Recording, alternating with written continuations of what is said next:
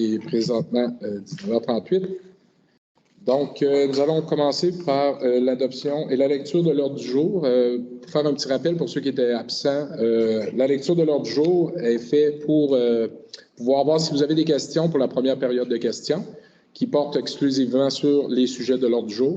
Par la suite, on va procéder à la séance et il y aura une deuxième période de questions par la suite.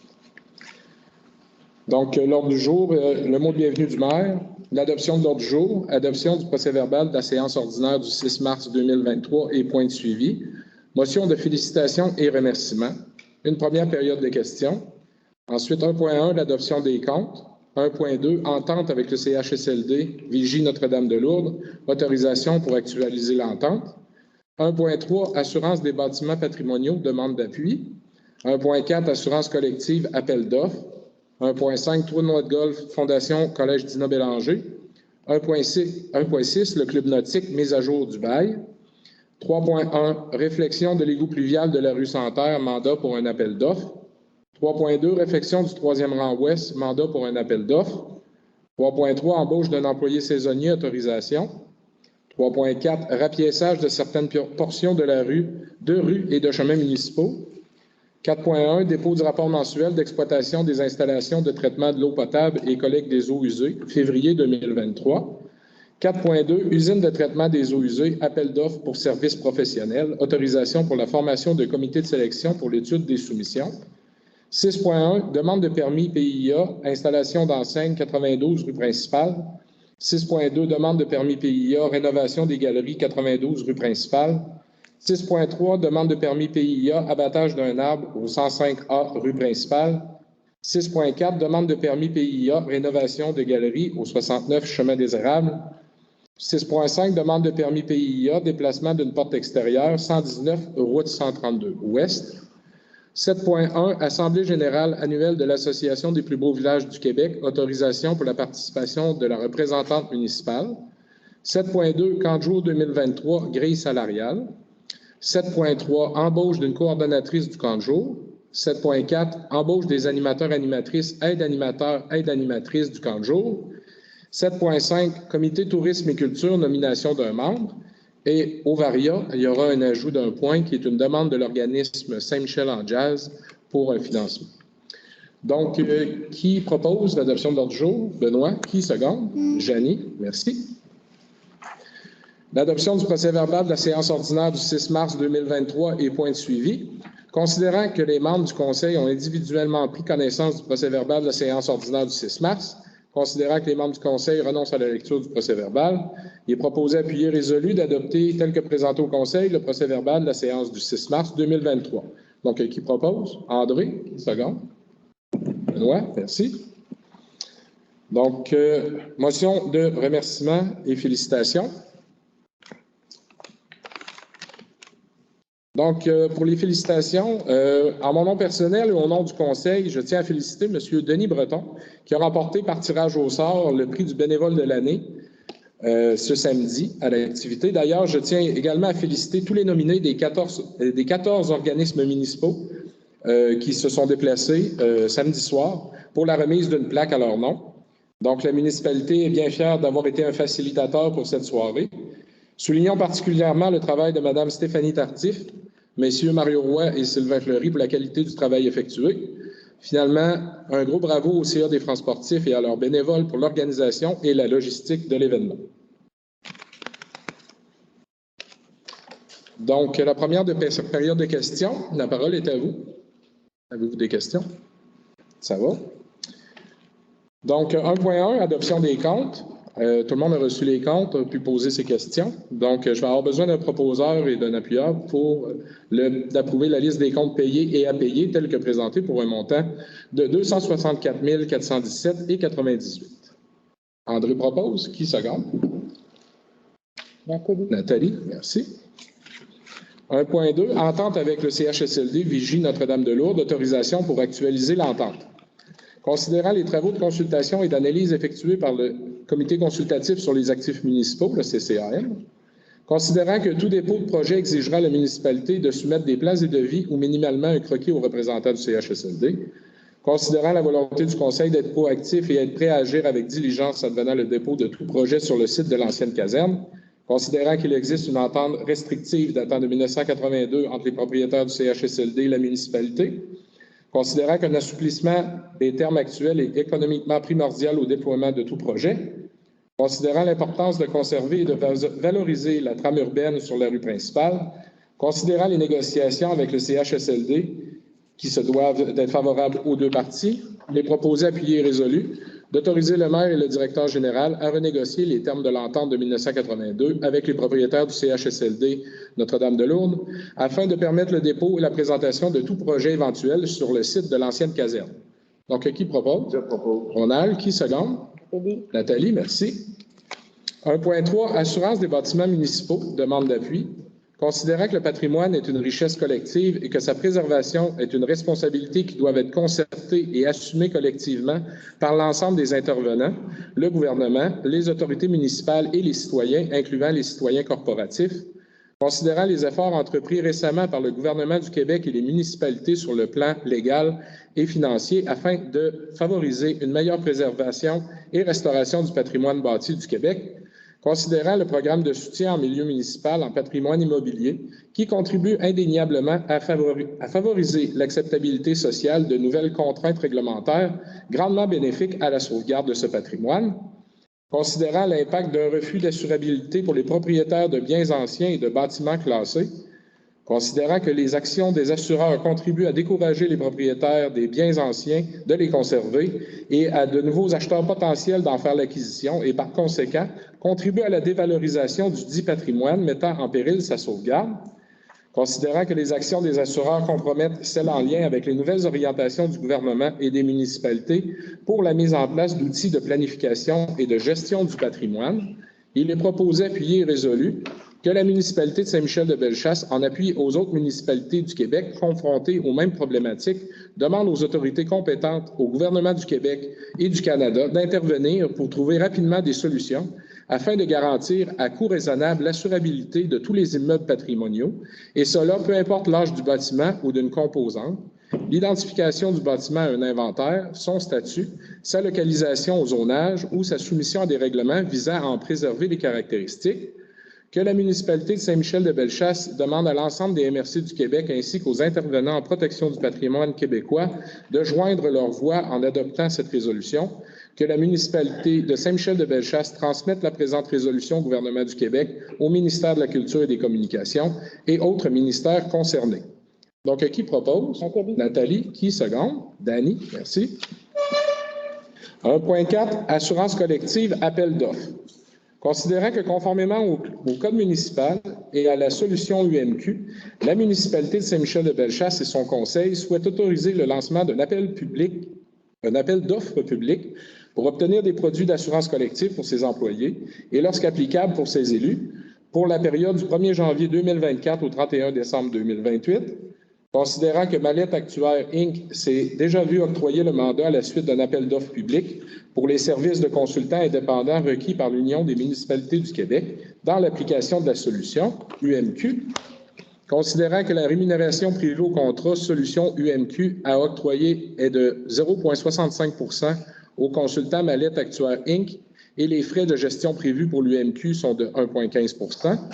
Considérant que la municipalité de Saint-Michel-de-Bellechasse souhaite maintenant confirmer son adhésion à la solution des regroupements en assurance collective de l'UMQ et le mandat à Mallette Actuaire Inc., en conséquence, il est proposé, appuyé et résolu que le préambule fait partie intégrante des présentes comme si récité au long, que ce Conseil confirme ainsi par la présente son adhésion à la solution UMQ en matière d'assurance collective pour ses employés et ou élus au choix de la municipalité, que l'adhésion au regroupement solution UMQ sera d'une durée maximale de 5 ans, soit pour la durée du 1er janvier 2024 au 31 décembre 2028, que la municipalité de Saint-Michel-de-Bellechasse mandate l'UMQ pour agir à titre de mandataire pour la représenter au contrat d'assurance collective à octroyer à la suite de l'application des présentes, ainsi que son renouvellement, de même que pour l'accès à son dossier d'assurance collective auprès de l'assureur, dans le respect des règles de protection des renseignements personnels.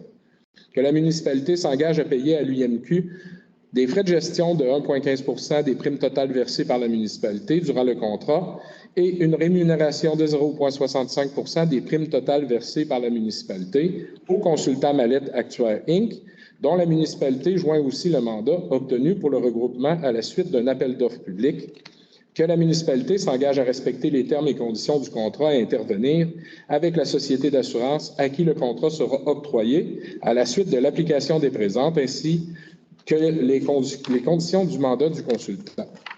Donc, qui propose? Benoît, seconde. Fanny, merci. Tournoi de golf par la Fondation du Collège Dina Bélanger, participation.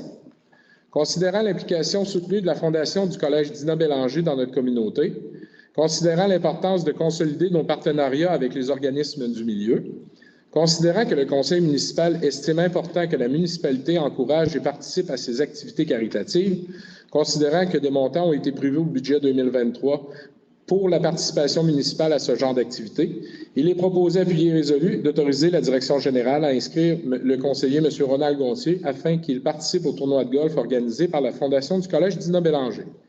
Donc, qui propose? André. Qui seconde?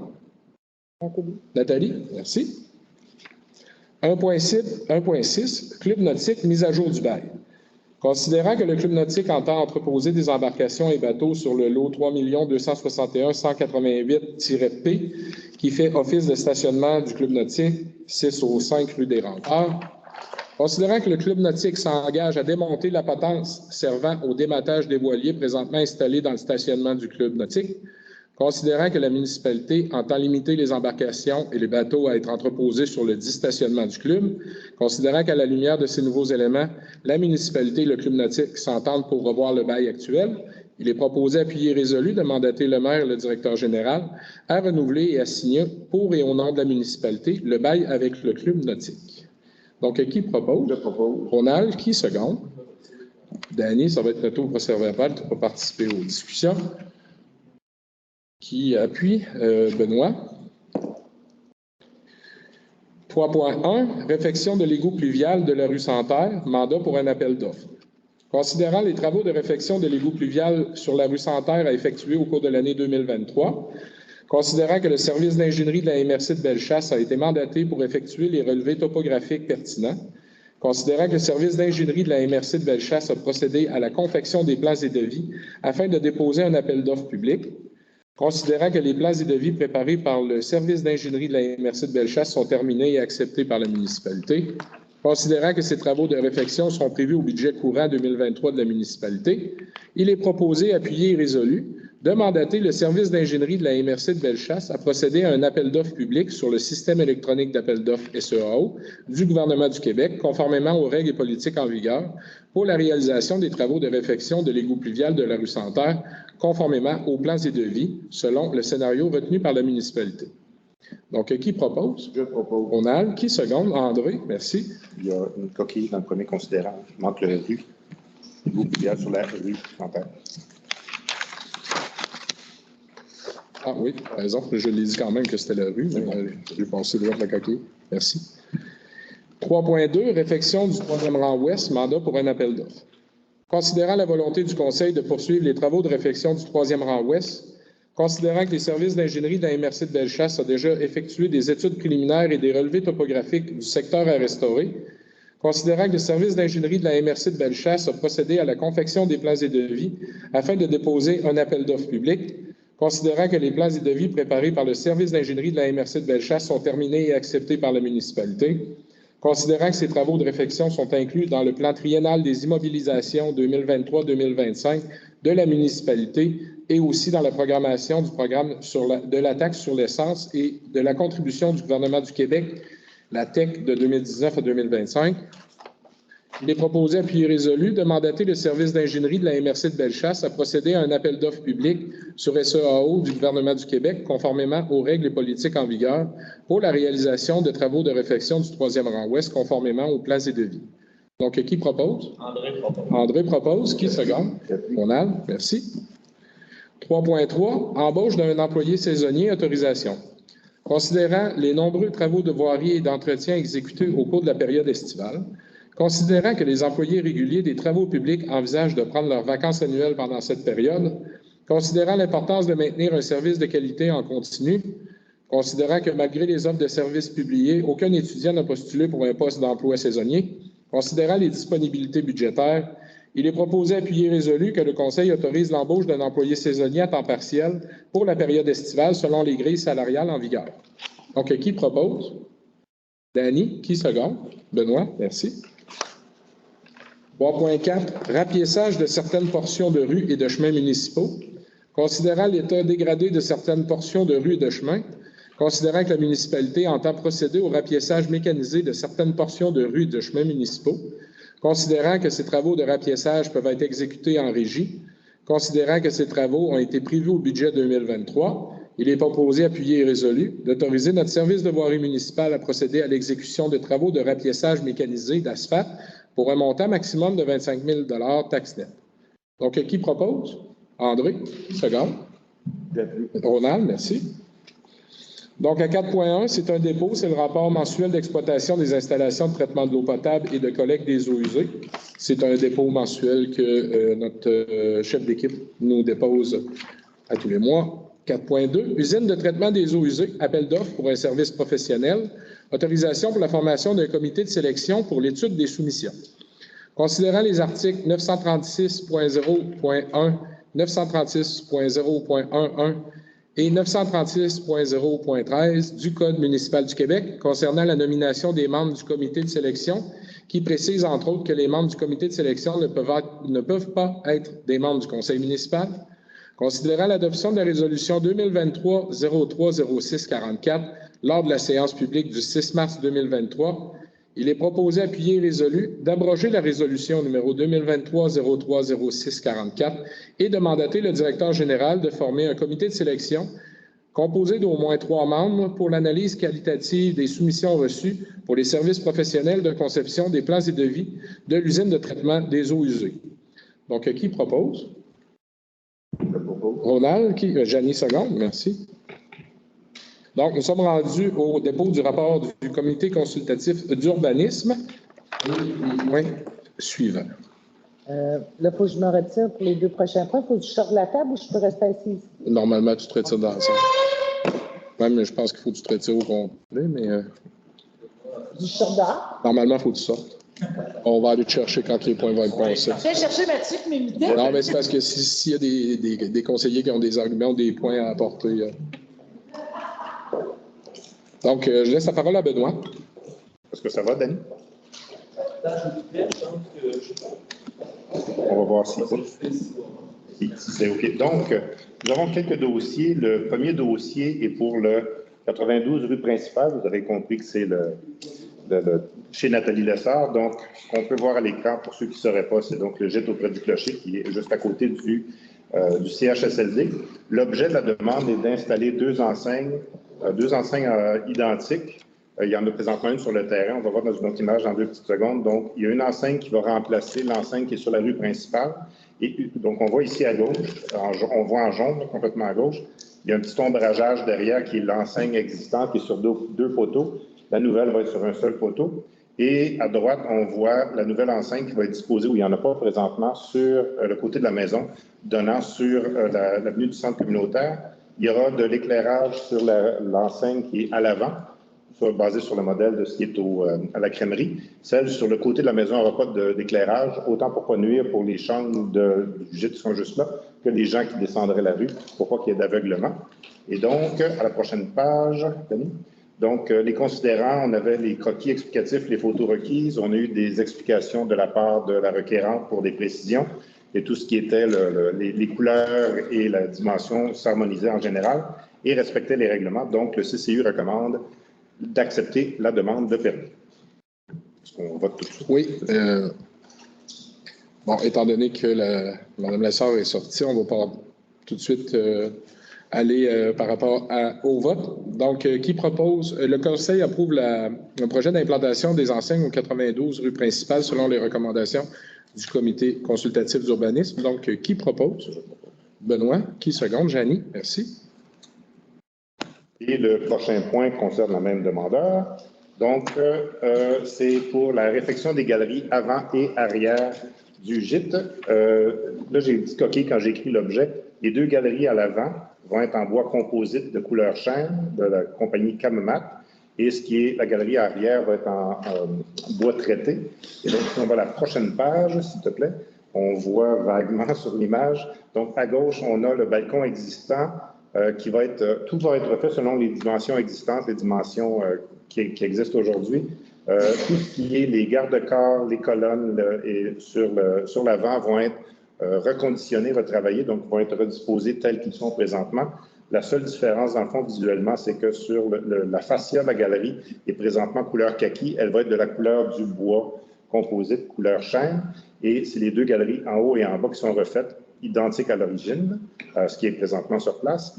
Pour l'arrière de l'immeuble, l'image complètement à droite, donc la galerie qui va être là va être refaite telle qu'elle en bois traité. Et on voit le petit croquis qui montre les garde-corps qui étaient précédemment là, qui sont en croix de Saint-André, en 2x4 en croix de Saint-André. C'est donc les mêmes qui vont être posés dans la même palette de couleurs. Donc, en général, si tu peux m'amener à l'autre image. Donc, oui, l'état des structures, en général, justifiait parfaitement que les changements soient faits. Toutes les dimensions sont les mêmes, respectent les marges de recul, restauration, remise en l'état de tout ce qui est garde-corps et respect des couleurs et des finitions.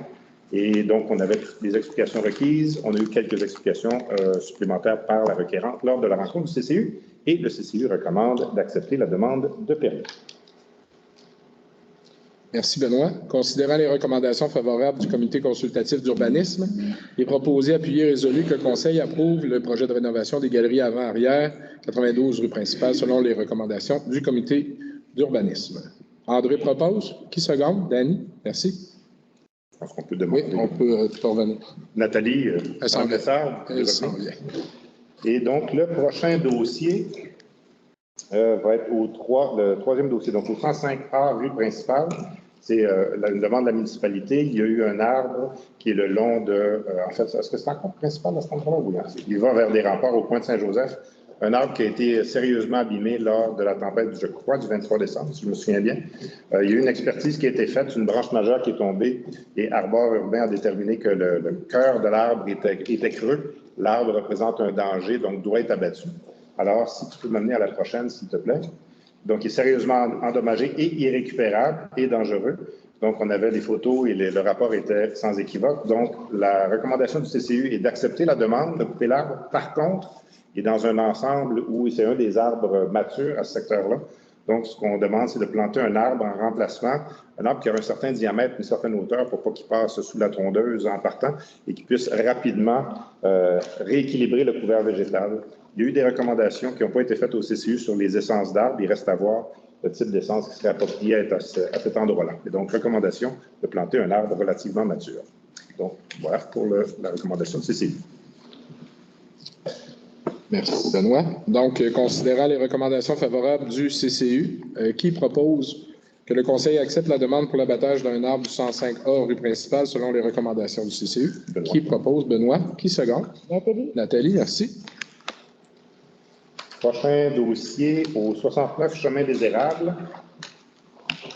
Donc, chez M. Régent Breton, là, je n'ai pas mis le plan, mais c'est quand on monte la rue principale et on tourne à droite, c'est la grande résidence qui est là. La façade qu'on voit est la façade sud qui donne vers la rue principale. Donc, la demande est de rénover la galerie qui est à cet endroit-là, qui elle aussi est sérieusement abîmée, et de la remplacer avec des matériaux en bois qui vont être faits par un artisan ébéniste du secteur. Donc, ça va être repeint en bois. La différence, il y a à gauche complètement une petite plateforme qui était encastrée dans le sol. Elle va être enlevée. Il va y avoir du terrassement qui va être fait à cet endroit-là. Et à droite, on voit sur l'image, en fait, on voit à gauche que les garde-corps étaient faits, je crois, en 2x4 à l'époque. Sur le plan, il nous propose des barotins. Il attendait au moment de la soumission au CCU d'avoir quand ils ont soumis au CCU, d'avoir une soumission pour des barotins en bois tourné. On a approuvé les barotins en bois carré en disant s'ils ont des bois tournés, c'est encore mieux. Alors, il reste juste à voir la finale de ce côté-là. Est-ce que tu peux m'amener l'autre? Voilà. Donc, tout était assez dégradé, avait besoin d'être fait. On avait toutes les informations requises. À date, les différents travaux qui ont été faits sur cette demeure-là sont très positivement vus par le CCU. Et vu que c'est un artisan ébéniste qui va travailler avec des techniques anciennes, on ne peut pas être contre. Et donc, le CCU recommande d'accepter la demande de permis. À noter, Jean-Philippe Côté, qui est le président du CCU, est très, très près des gens de chez Régent Breton. Et donc, c'est retiré des délibérations lors de la rencontre du CCU. Parfait, merci des précisions. Donc, considérant les recommandations favorables du CCU, que le Conseil accepte la demande de restauration de la galerie au 69 chemin des Érables selon les recommandations du CCU, il propose. Janie, qui seconde? Benoît, merci. Oui. Il y a un dernier élément qui n'est pas à l'écran. On a eu une autre demande de permis PIA pour un déplacement d'une porte extérieure au 117-119 route 132, l'épicerie M, au coin de la 281. Donc, c'est un bâtiment qui fait partie du PIA secteur 2. Par contre, les informations qu'on avait étaient très insuffisantes pour qu'on puisse formuler quelques recommandations. Donc, le Conseil a refusé la demande du requérant d'ici à ce qu'il y ait des informations additionnelles qui soient fournies au Conseil, au CCUT. Donc, parfait, merci. Considérant les recommandations du CCU à l'effet que la demande formulée est incomplète, il est proposé à plier résolu que le Conseil refuse la demande du requérant selon les recommandations du CCU. Donc, qui propose? André? Benoît seconde. Merci. Donc, le 7.1, Assemblée générale annuelle 2023 de l'Association des plus beaux villages du Québec, autorisation pour la participation de la représentante municipale. Considérant la pertinence pour Saint-Michel-de-Bellechasse d'être représenté à l'Assemblée générale annuelle de l'Association des plus beaux villages du Québec, considérant la volonté de notre municipalité d'accroître sa présence au sein de l'Association des plus beaux villages du Québec, considérant que la participation à cette activité a été prévue au budget 2023, il est proposé appuyé et résolu d'autoriser la direction générale à inscrire la conseillère Mme Nathalie Lessard à l'Assemblée générale annuelle de l'Association des plus beaux villages du Québec, qui se tiendra les 11 et 12 mai à Sainte-Pétronille, et de défrayer ses frais de déplacement le cas échéant. Donc, qui propose? Benoît. Qui seconde? J'appuie. Ronald, merci. 7.2, camp de jour 2023, grille salariale. Considérant que la municipalité embauche à chaque été des jeunes pour occuper des emplois temporaires au camp de jour, considérant que le salaire minimum au Québec passera de 15,25 au 1er mai 2023, considérant la pertinence de mettre en place une stratégie pour favoriser le recrutement de personnel et le maintien du lien d'employabilité, en conséquence, il est proposé appuyé résolu que le conseil municipal adopte la grille tarifaire suivante pour les employés du camp de jour 2023. Aide animateur, le salaire minimum de 15,25 $. Animateur, salaire minimum de plus 1,25 $, donc 16,50 $. Coordonnatrice, salaire minimum plus 2,75 $ pour 18 $ de l'heure. Donc, qui propose? Nathalie. Nathalie, qui seconde? Benoît, merci. 7.3, embauche d'une coordonnatrice du camp de jour. Considérant que la municipalité va offrir un camp de jour pour la saison estivale 2023, considérant que la personne qui occupait ce rôle l'année dernière n'entend pas postuler ce poste cette année, considérant que Mme Mathilde Couture a été animatrice au camp de jour 2022 et que son évaluation est favorable, il est proposé, appuyé et résolu, que le conseil municipal autorise le directeur général à procéder à l'embauche de Mme Mathilde Couture au poste de coordonnatrice au camp de jour 2023. Donc, qui propose? Janie. André seconde. Merci. 7.4, embauche des animateurs, animatrices ainsi que des aides-animateurs, aides-animatrices du camp de jour 2023. Considérant que la municipalité va offrir un camp de jour pour la saison estivale 2023, considérant les entrevues tenues par la coordonnatrice en loisirs et la vie communautaire auprès de jeunes de la municipalité, il est proposé, appuyé et résolu, que le conseil municipal autorise le directeur général de procéder à l'embauche des animateurs-animatrices, aides-animateurs, aides-animatrices suivants.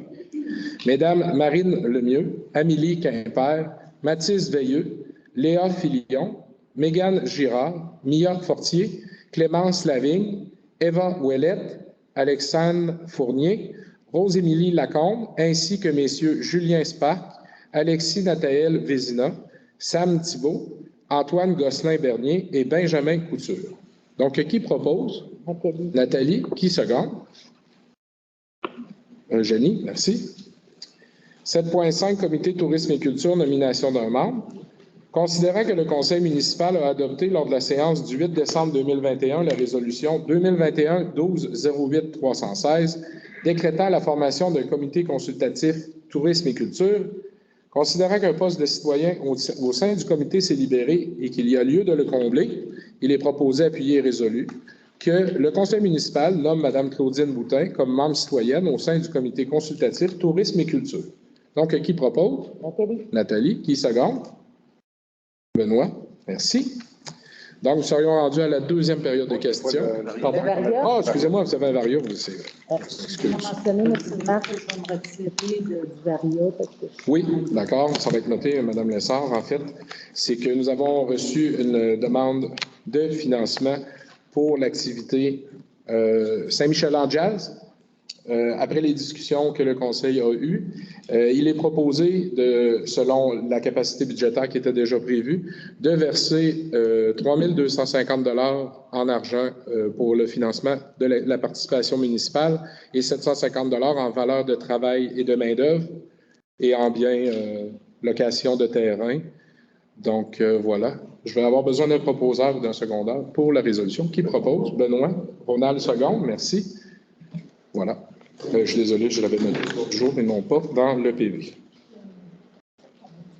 Oui, tu as raison. Juste avant la période de questions, j'avais noté mon mot du maire, puis Jeannie me le rappelle parce qu'elle est concernée, n'est-ce pas? Donc, je vais terminer avec le mot du maire, si vous me le permettez. Je l'ai noté parce qu'il est quand même long, puis j'avais peur d'en oublier. Donc, depuis plusieurs semaines, le Conseil tient plusieurs réunions de travail.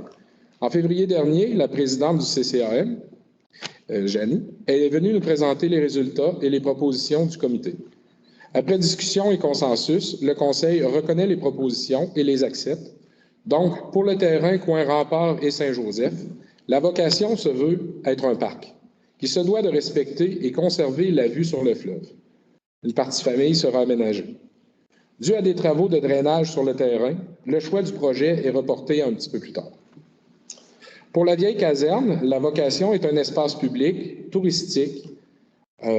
Malgré les résultats, la démolition est sous évaluation suite aux discussions avec le CHSLD. Les pourparlers se poursuivent. Pour le presbytère et la Grange à Dîmes, la vocation est communautaire, culturelle. Une évaluation des coûts de mise aux normes sera faite parallèlement à l'appel d'offres de projet. Celle-ci sera fixée sous peu et une communication officielle sera envoyée à l'ensemble des citoyens pour tous ceux qui ont un projet à proposer. Bien sûr, le projet devra répondre à des critères bien précis afin d'être entendu par le Conseil. Ces critères seront inclus dans la communication officielle. Donc, voilà le mot du maire que je voulais vous lire au début, que j'ai omis de vous partager. Donc, maintenant, c'est vrai, la parole est à vous. Des questions. Monsieur Pouliot. Oui, bonjour. Je transmets un mot de notre président. Richard Turgeon, président du Club des camps sportifs, m'a désigné pour remercier la municipalité pour l'excellente collaboration qu'elle nous a apportée pour l'organisation de la soirée reconnaissante des bénévoles samedi dernier. Et transmettre nos remerciements aussi à tous les employés qui nous ont supportés. Merci. Merci beaucoup, M. Pouliot. Oui. Moi, j'ai une question concernant l'arbre qui va être coupé sur la rue des Remparts. Est-ce que c'est prévu d'être un jour une fois l'arbre coupé, que la racine soit complètement enlevée et le gazon refait? Oui, normalement, c'est un travail qui est planifié, qui va de soi. Oui, oui. Reste à voir. C'est ça, on veut replanter l'endroit. Monsieur Leroux. Vous avez parlé tantôt de refaire la baille à la marina. Oui. Donc, ça consomme quoi des gros montants? C'est quoi? Non, il n'y a pas question de chiffre. En fait, c'est étant donné que les quais vont être entreposés d'une manière différente, il y a de l'espace qui se crée dans le stationnement. Dans le bail, c'était restreint l'espace qui pouvait entreposer des voiliers. Puis en plus, à notre demande, on a demandé à ce que la potence soit enlevée, ce qui libère aussi un espace supplémentaire. Quand on a proposé là, les bateaux, oui. C'est les assurances de la municipalité ou l'assurance de la marina? Non, c'est le Club nautique qui s'occupe de tout ça. Nous, on n'a rien à voir là-dedans. Parce que s'il y avait que ça coûte cher, hein? Pas d'inquiétude. D'autres questions? Oui, M. Blais? Suite à l'entreposage de bateaux. Oui. Moi, personnellement, j'aimerais que le premier stationnement sur le bord du trottoir soit libre.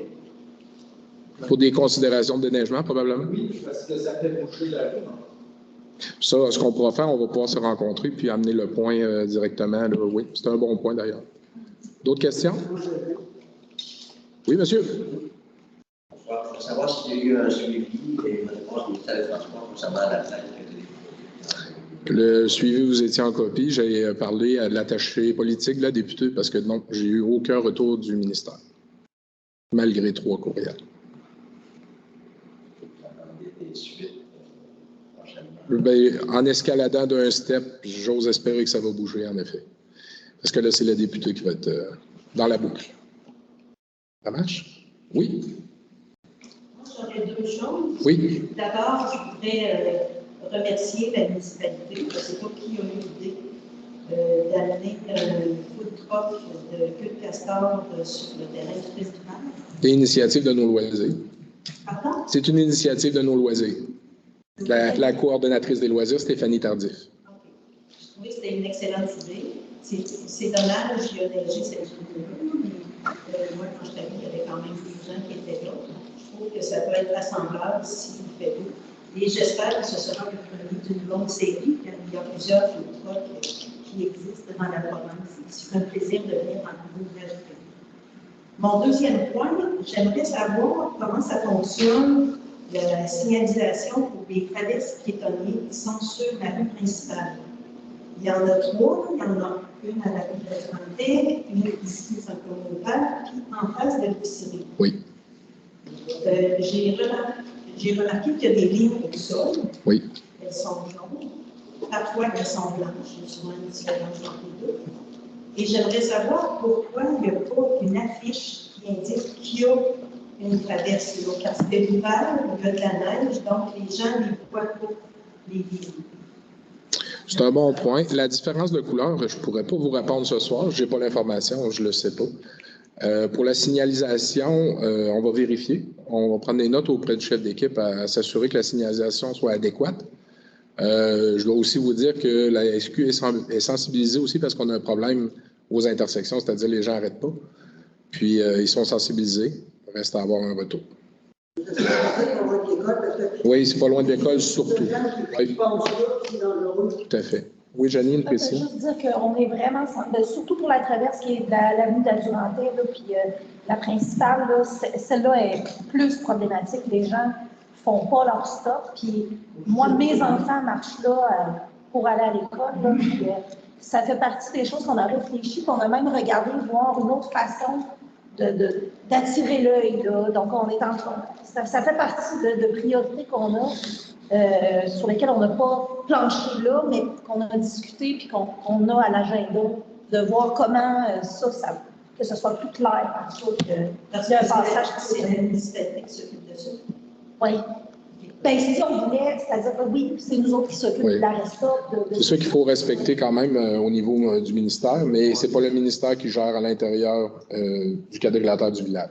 Eux vont gérer la 132. Je sais qu'on n'est pas en ville, mais en ville, sur les grands produits, les lignes piétonnières sont sur tous les points.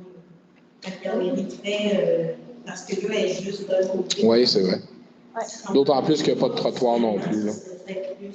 Oui, c'est un bon point. C'est important, mais il y a aussi on s'entend que petit monde qui marche dans le village à Saint-Gilles. Oui, tout à fait. Non, c'est un bon point.